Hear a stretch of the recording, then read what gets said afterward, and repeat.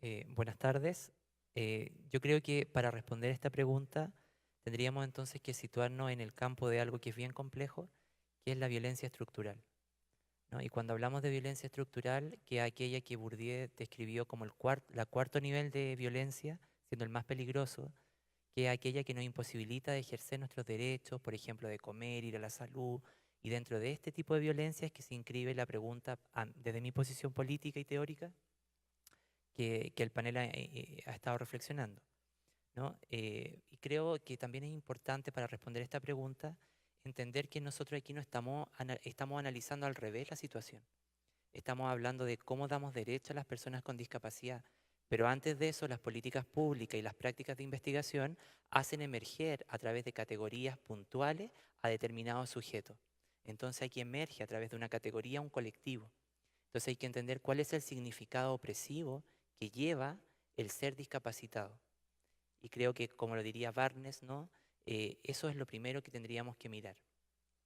Desde esta lógica, si pensamos la lógica del derecho, eh, pienso yo que hay que traspasar desde el valor colectivo, el asegurar derechos de forma universal y totalitaria, donde un derecho homogéneo, que solamente prescribe la constitución política y no pone énfasis en distintos ámbitos de acción, por un valor distributivo, ¿no? Donde haya una multiplicidad de opciones para ejercer el derecho en la educación. Y me parece que la pregunta, cuando dice el derecho a la educación, solamente está preguntando por el a la educación, por esa pequeña preposición, está haciendo énfasis solamente en las condiciones de ingreso, como le diría Tomayevsky. Abrir la escuela para que ingresen, pero la pregunta que nos convoca y que yo creo que está en la lógica que todos hemos planteado, que además es relacional, está en la perspectiva de la aceptabilidad, ¿no? Del derecho en la educación. Entonces creo que hoy día ya el tema de la cobertura del derecho a está superado en todos los organismos a nivel de las cartas políticas, de las políticas públicas. Lo que no está resuelto y que está resuelto de una forma media híbrida es el tema de la aceptabilidad. ¿Cuáles son las condiciones organizativas, pedagógicas, institucionales que aseguran el ejercicio del derecho? Porque cuando analizamos los derechos en la educación, entramos a jugar todos los que estamos allí y entonces habría que preguntarse cuáles son esas tecnologías, esas eh, formas de captura que afectan a determinados estudiantes y los arrastran a las fronteras del derecho a la educación. Y creo que, ¿por qué digo tecnologías? Porque estoy recuperando el concepto de Michel Foucault como medio, sistema, instrumento que permiten hacer captura y que arrastran a ciertos colectivos de estudiantes a las fronteras del derecho a la educación.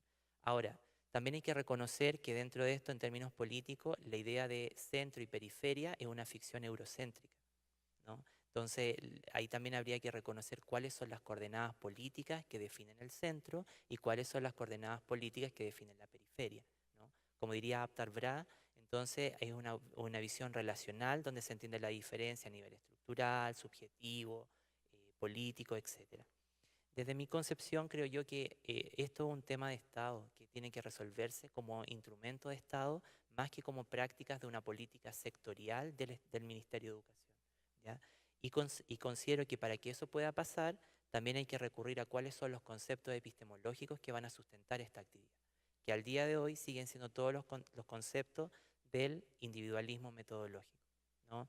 Del déficit, del esencialismo, etcétera. Y creo que desde esa lógica seguimos con una política y un derecho que pensamos desde lo esencialista, ¿no? Dentro de la inclusión podemos identificar varios tipos de esencialismo. Un esencialismo liberal que generaría en términos, por ejemplo, de Honneth, ¿no? Una idea de una estructura específica de contradicción, que sería un esencialismo liberal. Valores antagónicos que conviven entre sí, que es lo típico que vemos en todas las políticas de inclusión.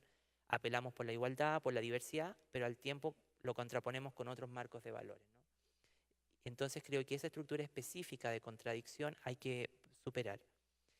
Y en cambio, estos conceptos son de lo relacional, es decir, de que todos los que estamos acá, incluidas las personas con discapacidad, somos objeto de ciertas tecnologías de desigualdad, de exclusión, que van permeando nuestra vida.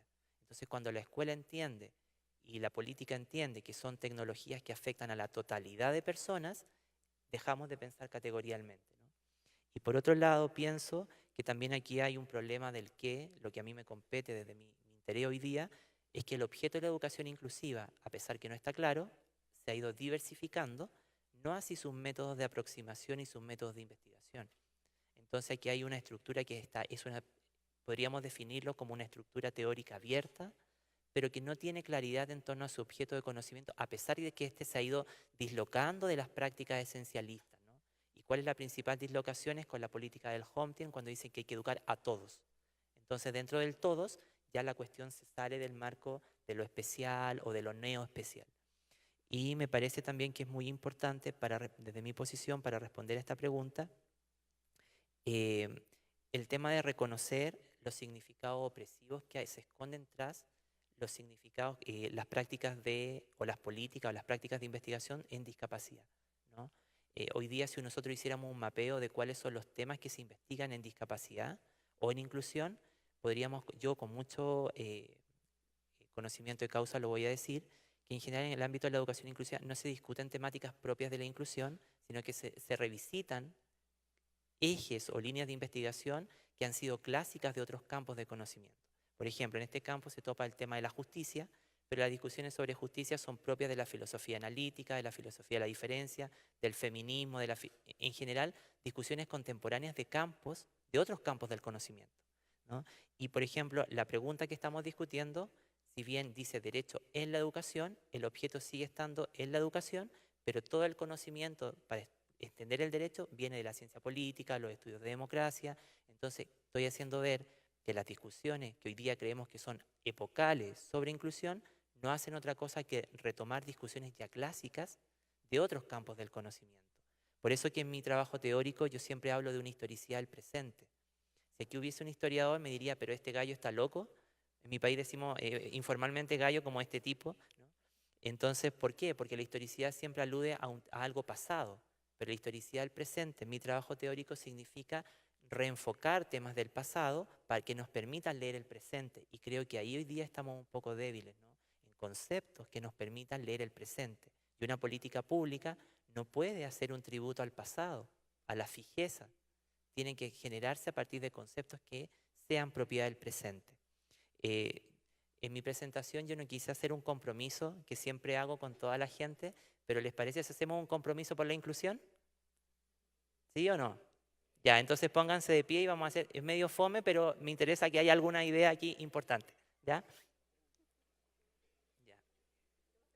Nada, bueno. Bueno, esto una vez lo hice en Perú, no sé cómo vaya a resultar aquí, ¿vale? Ya. Entonces, dice así, yo lo digo y ustedes lo repiten, ¿vale? Ya, entonces dice, me comprometo a luchar por ampliar oportunidades. Me comprometo a transformar mi práctica, mi cabeza, la escuela y la vida de mis estudiantes.